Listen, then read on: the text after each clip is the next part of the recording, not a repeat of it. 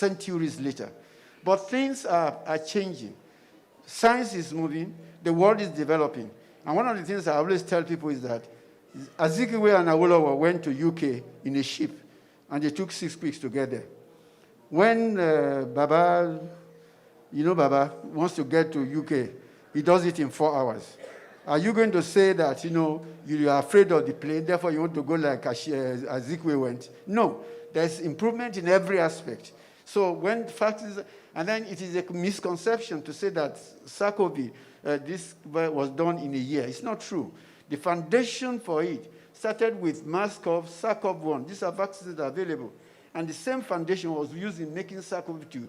So it's like in your house. You have electric sockets and plugs in the different parts. It's already built in there. So you can plug your fan, you can plug your computer, you can plug. So exactly the same that was done. So the foundation is not the day you plug that thing that you say it's been made. That foundation for making SARS-CoV had been there years ago with other vaccines, and they just plugged it on at the right time. So when people start telling you story, oh, this was made too fast, that's not true. That's number one.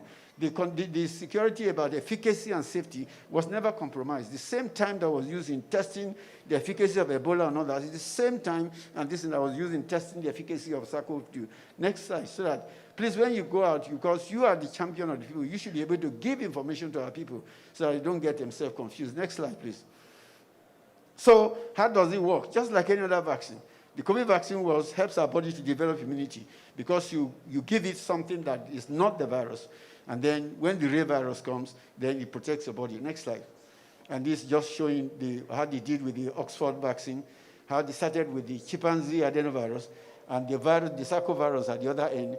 They took part of the spike and then made the vaccine of coronavirus, which is inoculated to people and then protects you against the disease. Next slide.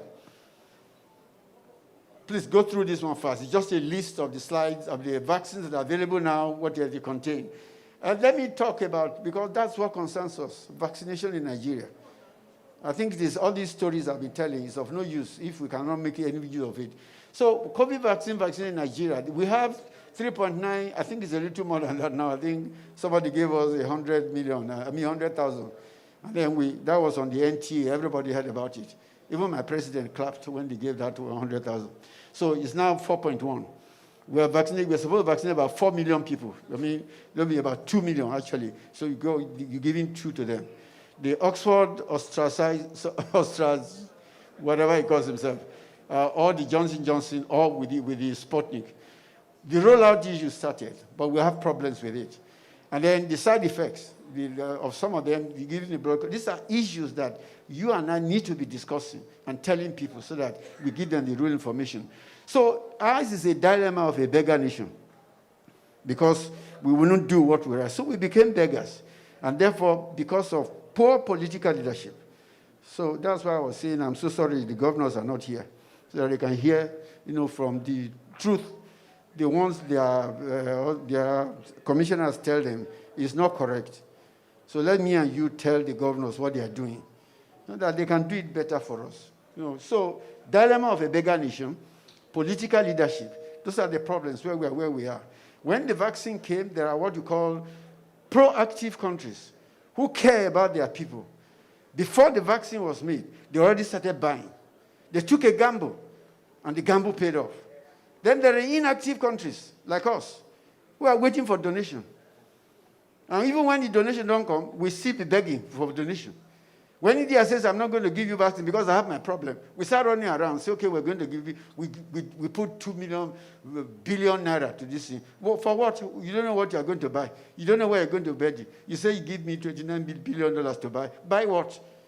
These are the questions we should be asking our leaders. Not just sit down here. I mean, sorry, it's good you gave them an award, but. Next slide. So 100,000 doses, okay, maybe 100,000 doses of Pfizer by January. We didn't know when it was going to come. They never told us it was coming. This one never came, you remember. But before it came, we have built a storage house in Abuja. What are they doing with it now? Nothing. Anyway, move on. And then so many ultra low. And this actually, I got this slide from MPACDA itself of what they're doing along the line. So today, as of yesterday, May 19th, we have vaccinated 1.8 million people, which they said is 93% of the proportion they want. Be very careful about figures. We have 200 million people in this country. Are you hearing me? And they tell me that we have vaccinated 1.8, and it's 93.5%. Of what? Is it of the people, or of the vaccines that I gave out, or of my, whatever? But these are things you and I should begin to query and question things that we see, and not just clap our hands when we hear this thing. Somebody says your country is number 10 from number 11, and you clap. Why are you clapping? They say you are next to the last, and you are clapping. Next slide. Next slide. The man is, okay. So the issues, human disease body in Nigeria, vaccinated. I think we need to look at what our problems is. Do we really need vaccines in the country? Next slide, please. Next slide. This is the situation with our childhood. No, okay, just that one. Go back a little. Can you go back? Okay, this is the situation of the childhood mortalities in our country. Since the year 2002 up to this thing, many of our children are still dying, and many of them are dying from vaccine-preventable diseases. Next slide. Look at that figure. It shows vaccination throughout the country. The best state is 80% is Lagos. Sokoto is 3%. That was quite some time ago. They've moved up a bit. But even that doesn't mean too much, because when you look at the percentage on the other side, although Lagos is vaccinating 80% of our children, but the number of children, the 20%, is more than the ones that are not vaccinated in other states. So when we're talking about percentages, so don't clap at percentages. Clap at the percentage and what's the number of people involved. Because it is not the percentage. It is the individual child that does not survive. That is the one we're worried about. And so though Lagos is number 80, number 1 there, Lagos is somewhere in the middle there. Because of the large number of children they have, their 20% is more than the total of Sokoto that has not been vaccinated. Next slide. Again, the same thing. Next slide. You just go through that. Again, these are the kind of vaccines we have in Nigeria. I'm putting all this up to show you how much Nigeria spends on vaccines and what we're losing by not having local production in our country. All these are vaccines that we give to our children. Next slide. You just quickly go through. Next slide, please. Again, the list continues. But everything is Gavi supported, somebody from outside. Now, the financing for routine immunization in Nigeria is supposed to be, this is in millions of dollars. Over the period, next period up to the 20th, Nigeria should be taking care of that amount of money. The red flag is showing you what it is. What is going to happen is that Gavi support will go down with the yellow line. So somewhere along the line, Nigeria will have to provide the money in dollars, to get all those vaccines. And if you're not producing your own, it means all your money will go outside to somebody else to improve your own economy. Next slide. So next slide. Let me see. So let's look at the story. So a bit of history. For those of you, a lot of our colleagues, when people say Nigeria does not produce vaccine, that's not true. You're talking about human vaccines. There's been an institute in this country that has been producing vaccines since 1924, and they're still producing. And that's the Veterinary Institute in Vom. Look at the veterinary story. 1885 was when we had the first rinderpest pandemic in West Africa. But by 1913, you had the second wave. At that time, the veterinary department was established in Zaria. It moved to Vom in 1924. Next slide. And they're giving this and that. They became the one that first produced the first anti-rinderpest serum, which we may call like a vaccine in the country. Vom later expanded to do other things. Let's move on. In 1975, it became the Federal Department of Veterinary Research. These are the mandates. Next slide. So that we can see. And this, please, next slide. I'm trying to save time. These are the vaccines that VOM is producing today. There is more than 40 different types of vaccines that have been produced. They've been doing that since 1924. And yet, when we start talking, we say Nigeria has no capacity to produce vaccine. So are we animal vaccine? Are there no vaccines? Next slide. And then, so let's look at the human side. 1925 was when the Rockefeller first came to Nigeria, the Yaba there. And then we started production of smallpox vaccine in 1930 in this country. Did you hear my story, so? 1948, they added anti-rabies vaccine. 1952, they started producing yellow fever vaccine. The next slide will show you some of the things that happened to us. By 1956, the vaccine that we're producing in Nigeria was approved by WHO, and we're actually exporting these vaccines to other countries in West Africa. Central African Republic, Cameroon, and so other places. This was this country that you and I have been. No, don't rush. I know I'm rushing, but let me tell you the story. In 1985, was the first vaccine that the yellow fever was, when we had the big epidemic, those of you who were alive then, 1985, we had a huge epidemic of yellow fever up to 1992. The first batch of vaccines that were used came from the Yaba lab until we had too many cases, and then we went on. So federal government got up and said, 1991, we must increase the performance of this. They got the Canadian government to come in, put all that money into it. Next slide. Next slide, please. So this was the kind of thing the Yaba lab was producing. Standard quality product, everything checked according to. Next slide. You won't be able to see that, but these are just to let you know that they check everything meticulously. The capacity to do vaccine production in Nigeria was there. It wasn't that we brought any European to come and do it. These were colleagues and friends. Some of them are still alive today. We know them. We know what they were doing. This is in detail, meticulous detail, into every little dose they produce. Next slide. Next slide. Then we had 1991, and part of our problems is leadership. We had a change of government, we had a change of leading from one military to civilian to quasi-civilian, and all that kind of thing. And each time, our system went upside down because one government will not continue what the other one has started. Again, you can see why I feel so sad that many of our governors are not here today. I keep saying it because I'm talking to you, you know what I'm talking. But they don't know. We need to let them know this reality of what is happening. It's not sitting in State House that is the solution to Nigeria's problem. The solution to Nigeria's problem is right there in the street of this country. The other day I went to Taco Market. I think I went with somebody. If I've seen a market that smells that much, I don't know, those of you who live in Abuja, you know what I'm talking about. In fact, even my mask couldn't stop the smell because it was. Anyway, this was the vaccine production lab we had. You can see the gate has rusted, and that was the same lab that was producing all those vaccines way back. So today, you can see from there, it's all overgrown with grass, all sorts of things. That was what we had. So we had a story of vaccine production in this country, which is from decadence to decay and to degeneration. Next slide. So we want to resuscitate this one and move it from that decadence to this revitalization. Next slide. So I'm going to go into that. So in 2005, that was the first coming of the Val Vaccines Nigeria Limited, in which the federal government signed an agreement with the May and Baker to set up the Val vaccine. 2 years later, a change of government. That government dissolved that board completely. And the sad part of it was that it was the minority that dissolved the majority. Because federal government only is the minority partner in this place. But the power of government came in and dissolved that, and it took 10 years more before the second coming of bio vaccine. 3 or 4 ministers came. Nobody was interested in this. And then now we had a minister in 2017. Actually, it was Lambo that started this one. I think it's Adewale that started this one. Next slide. So I'm going to tell you, when people tell you, oh, you have been there for the last 200 years, you have not done anything. So that joint venture included 51% by me and Baker and 49% by federal government. It was established to build a national sufficiency in local production of vaccine. And what has happened? It was also to contribute to our own national immunization program. Next slide. So the plan is in 2005, we're dissolving that. In 2017, after the government approved everything, we're hoping that everything will work smoothly. By 2022, actually, we thought we would start producing. Then suddenly there was a change of government. Those of you who remember that, Nigeria remember the graph I showed. Nigeria is almost like totally depending on Gavi. At a point, Gavi said, your economy is good enough. You are on your own. Then we said, no, we are not yet ready to graduate. Please give us another 10 years more.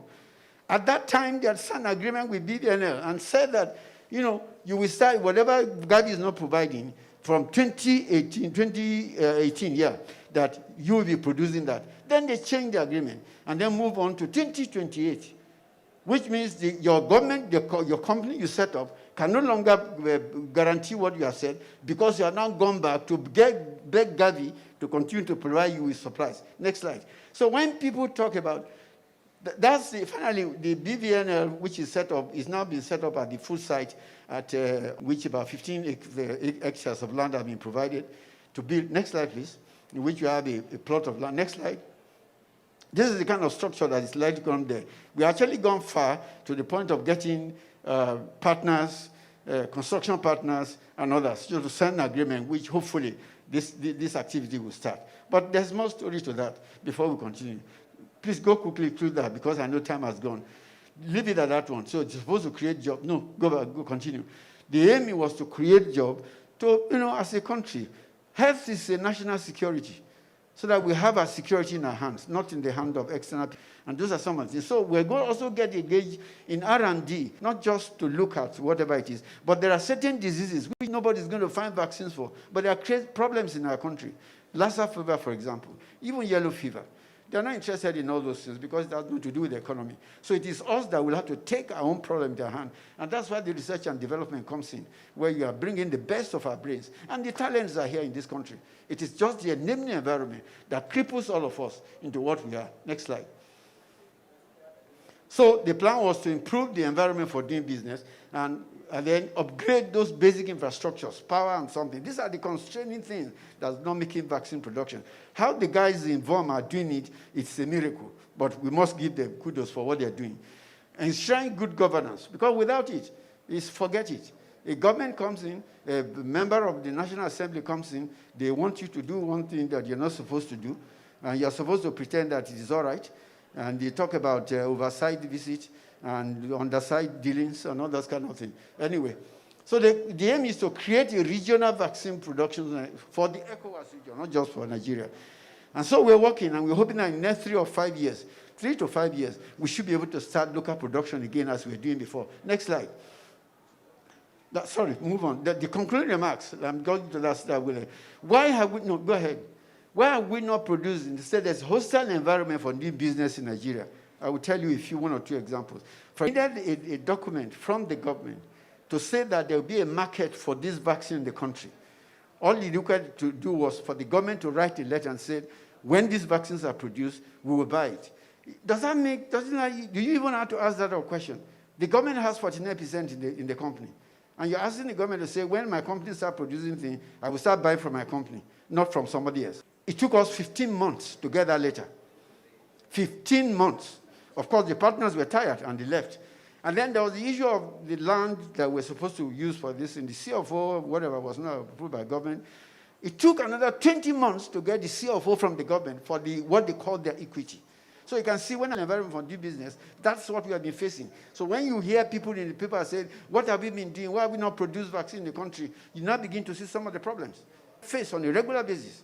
Just to you need to be involved with what is happening. And at a point, I actually had to write to the Minister of Works. As Honorable Minister, I am 75 years old this year. This is not what I should be doing now. I should be resting around and letting the young people to do that one. I'm running around helter-skelter just to get a CFO from a government. To be fair to him, he called me and he explained the problems and the obstacles. And to be fair to him, at the end of that month, we got the CFO. But then, after getting the CFO, somebody else in another place decided to hold the CFO. He says it's his property. Anyway, that's the country we're dealing with. So when I was saying that I'm so sad that these governors are not here, you know what I'm talking about. So we have a penchant for cutting corners. We lack respect for integrity, and we disdain quality in the country. I want one thing about corruption. The definition of corruption is what's seen is not seen. What is seen is not seen. The sin is not the sin. The sin of the sin. See what I mean? That's what happens. Mm-hmm. So when the sin occurs, we don't see it. And that's what is seen is not seen. Next slide. Let me quickly go through that one.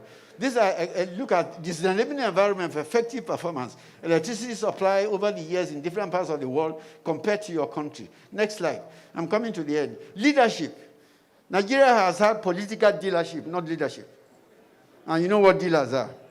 Set it from the throne from 1960 all the way. These are the leaders that have run. Did I say ruin? Sorry, run this country.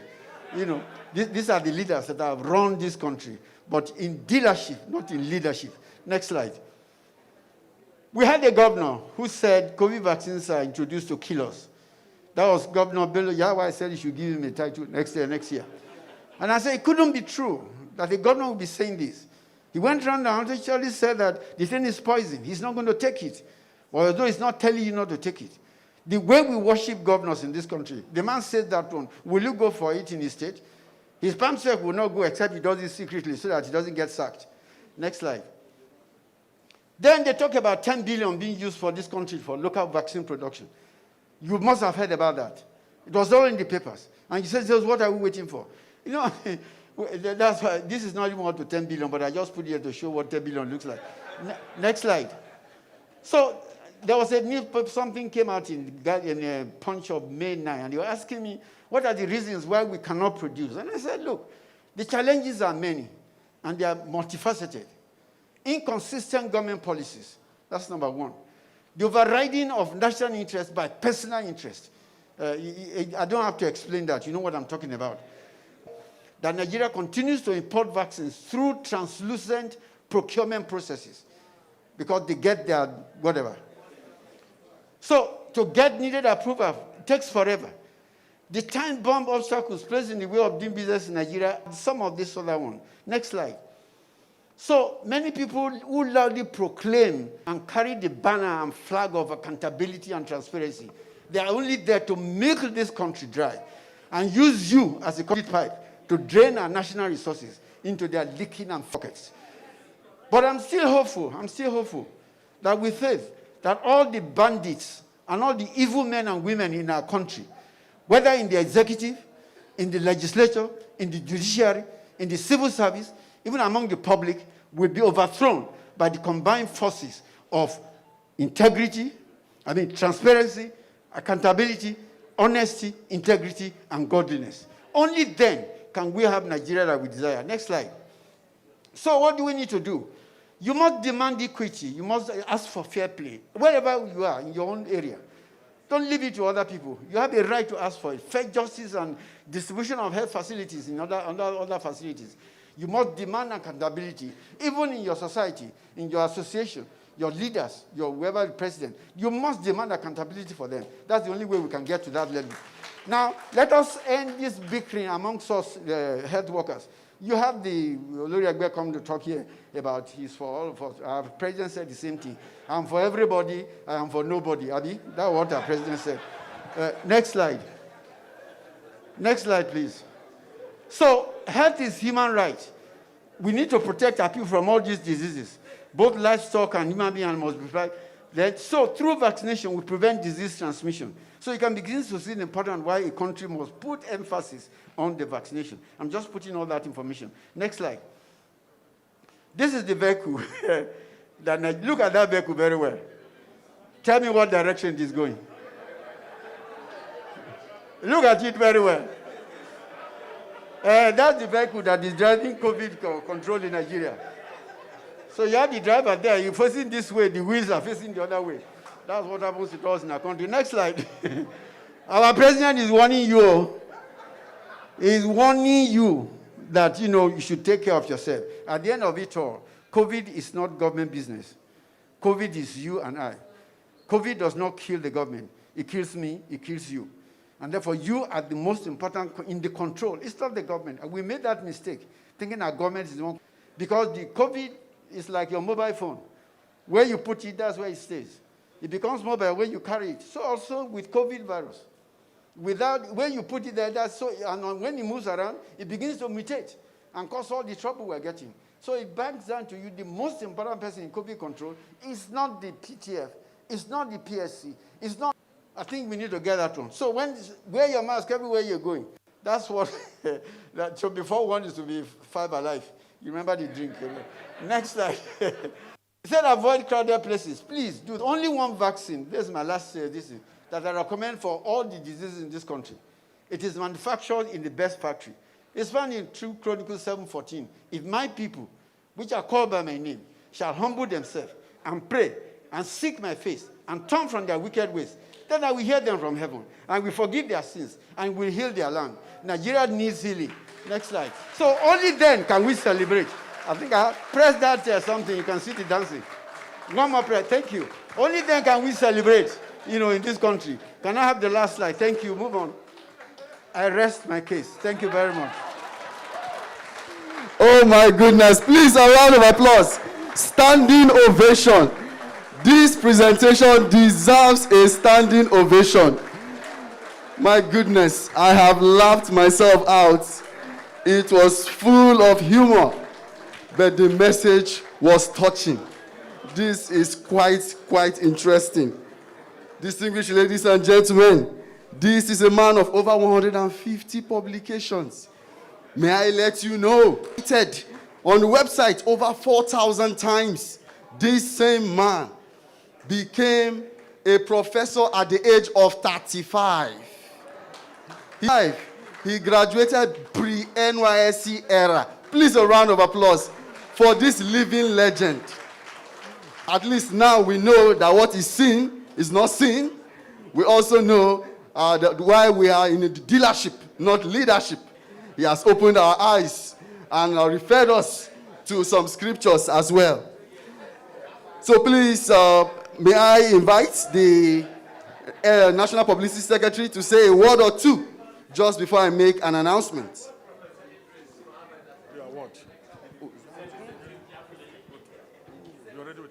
Ladies and gentlemen, please let's give Professor Tomori another round of applause. Are any of his students in this hall? If you are his student, let me see your hand up. Kai! Lectures must have been very interesting. That's why you were able to pass the exam. Please, another round of applause for the professor. Thank you. Prof, please, can you step out here? Professor Tomori, please come this way. Any picture to be taken by him, please, you need to come through me. I'm his financial secretary. We just want to appreciate this presentation. These are all your students and your children, and I'm sure you're very proud of what they are also doing and what they are accomplishing. And we're happy you're not tired, you're still teaching all of us.